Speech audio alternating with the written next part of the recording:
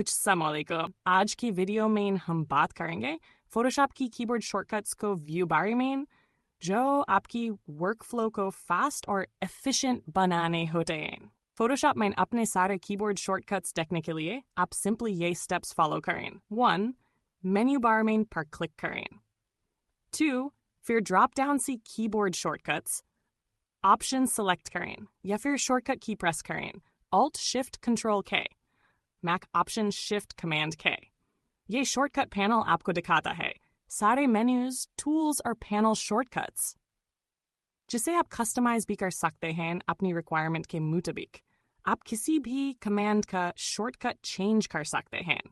बस उस कमांड पर क्लिक करें, नया शॉर्टकट टाइप करें और एक्सेप्ट या ओके दबा दें।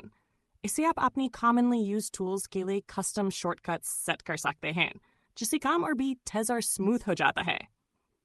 तो दोस्तों, अगर आप फोटोशॉप में प्रोफेशनल स्पीड चाहते हैं तो कीबोर्ड शॉर्टकट्स ज़रूर सीखें और अपने वर्कफ्लो को टर्बोचार्ज करें।